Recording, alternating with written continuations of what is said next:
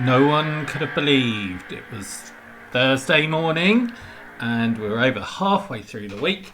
So, fantastic job. We're going to start today's lesson by looking at some direct to reported speech. Okay, now we have done this before, so this is a recap, and this will be an important SPAG skill to include in your newspaper report this week, so that's why we're looking at it. So, a reminder, when we change direct speech to reported speech, we have to change some of the words that we use. Okay, if the direct speech uses the present tense, we have to change this to a past tense in reported speech. So you're saying what somebody else, you're reporting what somebody else has said. Okay, here's an example. This is direct speech, and we know that because it's in or using inverted commas. I'm tired and hungry. Reported speech, you're saying who said that. Okay, so the young girl said that she was tired and hungry. So you no longer need to use inverted commas. Okay, so you're turning a present tense into the past tense. So you need to look carefully at how to change that. And we use the verb said. You might use other verbs like gasped or exclaimed or shouted or cried when you turn your direct speech into reported speech. Let's have a look. Okay, so these are your examples. I'll read them out. I want you to change them into reported speech, and do try and vary the verb. So we need different words instead of just using said all the time. So think about what they're saying and how they're saying it. Look, over there, it's moving. I can see falling stars in the sky. It's making a hissing noise. Can you hear it? Run for your lives, it's heading this way. It's too late. The heat ray got him. Okay, so that's down to you now. Have a go at those. Write them out in your book. You only need to write the reported speech. Good luck with that, guys, and pause the video now.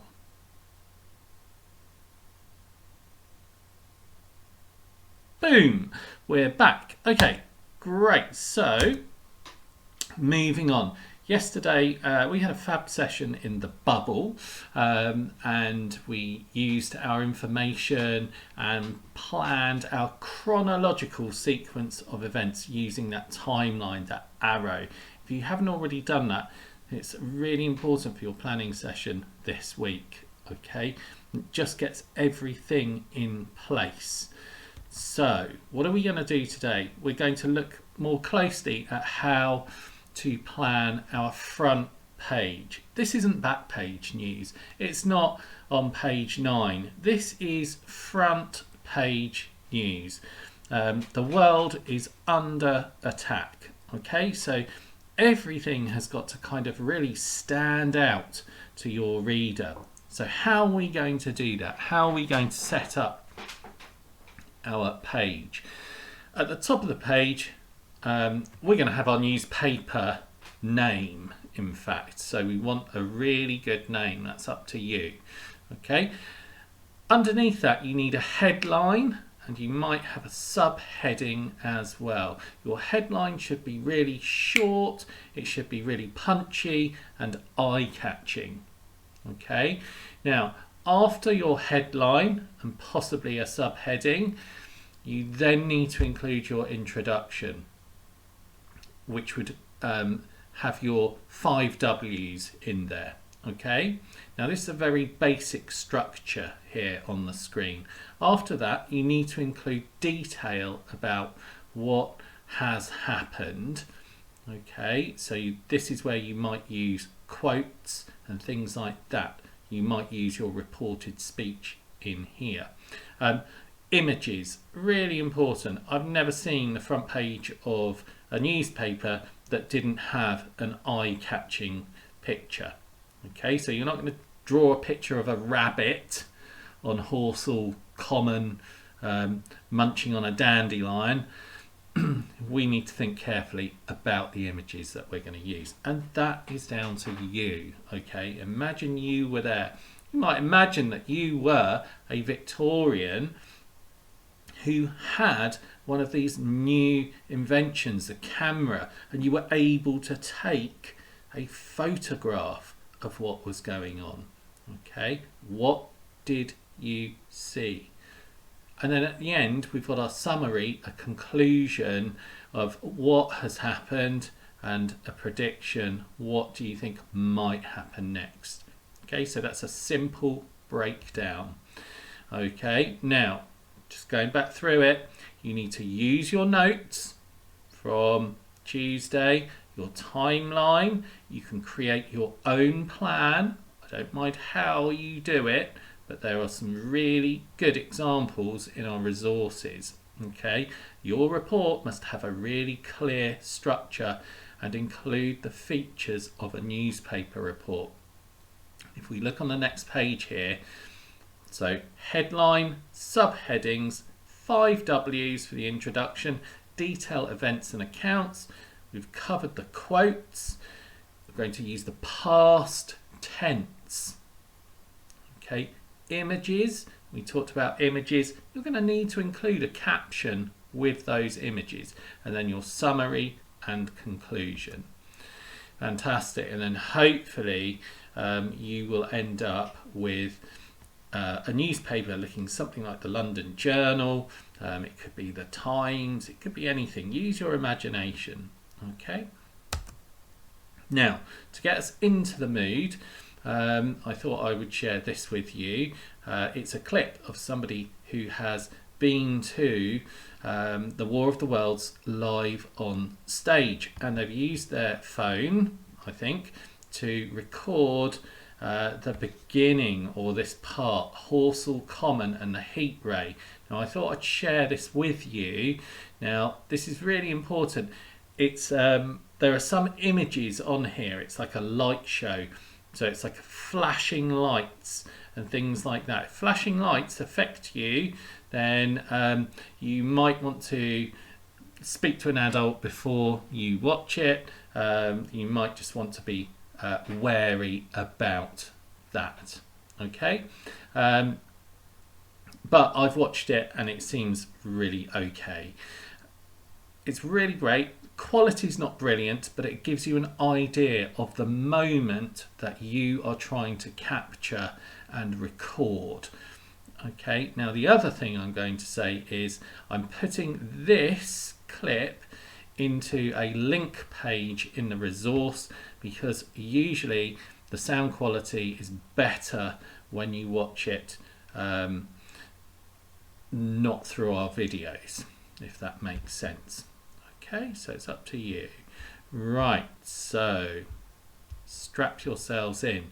This is fantastic. I've got a friend who went to this and he said it just blew his mind. So let's see what we can pick out from the War of the Worlds on Horsell Common. Okay, brilliant. This is what's happened. It's unavailable, so you need to watch it in the link anyway. Great stuff. Oh, and there's Rick Mail.